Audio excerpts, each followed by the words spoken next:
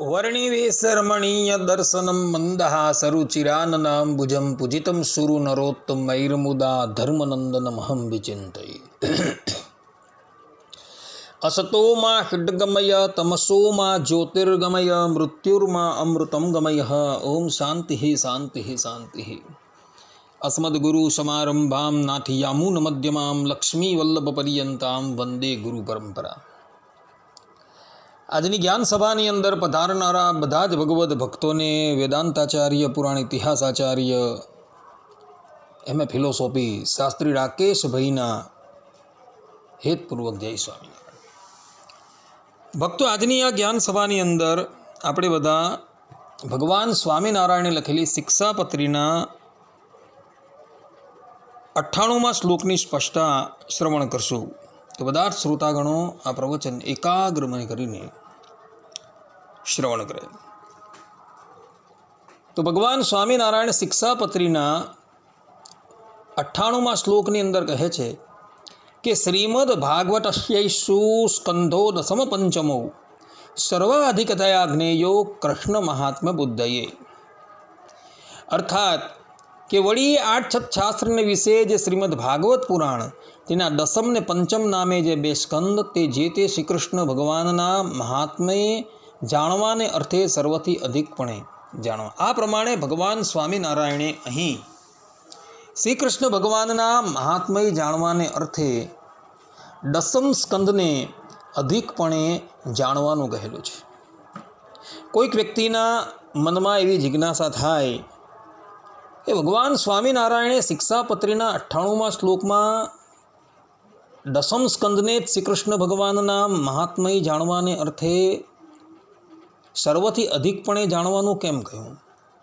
તો એનું કારણ આપતા સત્સંગી જીવનના 4th પ્રકરણના 44મા અધ્યાયના 23થી લઈને 25મા શ્લોકમાં ભગવાન સ્વામિનારાયણ કહે છે કે સારઃ સર્વપુરાણાદેહ શ્રીમદ ભાગવતમ સ્ત્રિયઃ તસ્યાપી દસમસ્કંદઃ સાર ઇત્યષ્ટિ મે મતમ કૃષ્ણાકારસ્ય તત્રાસ્તિ સ્થાપનમ ભક્તિધર્મયોઃ આશ્રયસ્ય યશૌ નૂનમ મયા સર્વાધિકો મતઃ તસ્માદ અવશ્યમ શ્રોતવ્યઃ પઠનીયશ્ચ સોન્વહં મહાત્મ્ય જ્ઞાન દાર્ઢ્યમ સ્યાત તાભ્યામ ભક્તિશ્ચ વર્ધતે।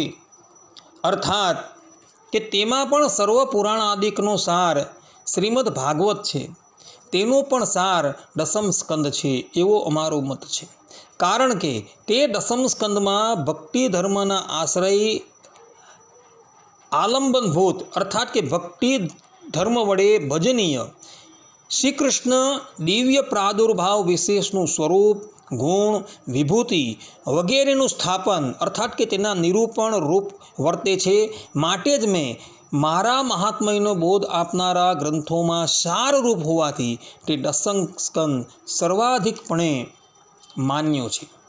માટે તમારે અવશ્યપણે તે દસમ સ્કંદનો પ્રતિદિન પાઠ કરવો અને તેનું શ્રવણ કરવું। તેના શ્રવણ પઠનથી શ્રી કૃષ્ણના મહાત્મય જ્ઞાનની દૃઢતા થાય અને તેથી ભક્તિ વૃદ્ધિ પામે છે।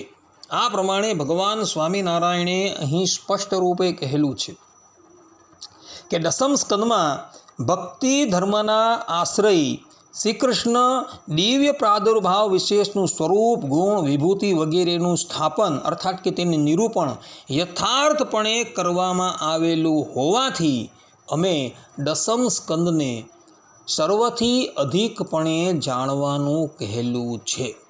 આ પ્રમાણે ભગવાન સ્વામિનારાયણે શિક્ષાપત્રીના 98મા શ્લોકની અંદર જે વાત કહેલી છે એ જ વાત એઓએ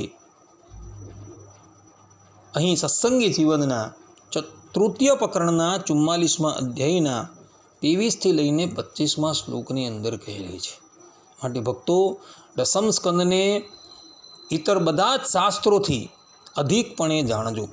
કારણ કે એમાં ભગવાન શ્રી કૃષ્ણના દિવ્ય પ્રાદુર્ભાવ વિશેષનું સ્વરૂપ છે, ગુણ છે, વિભૂતિ છે વગેરેનું યથાર્થપણે નિરૂપણ કરવામાં આવેલું છે। અને એટલે માટે ભગવાન સ્વામિનારાયણ દસમ સ્કંદને શ્રી કૃષ્ણ ભગવાનના મહાત્મ્ય જાણવાને અર્થે સર્વથી અધિકપણે જાણવાનું કહે છે। આ પ્રમાણે ભક્તો ભગવાન સ્વામિનારાયણે શિક્ષાપત્રીના 98મા શ્લોકની અંદર કહેલું છે. આટલું કહીને હું મારા પ્રવચનને અહીં વિરામ આપું છું. સર્વે સંતુ નિરામયઃ, સર્વે સુખીનો ભવંતુ, સર્વભદ્રાણિ પશ્યન્તુ, મા કશ્ચિદ દુઃખ ભાગ ભવેત અસ્તુ. જય સ્વામિનારાયણ.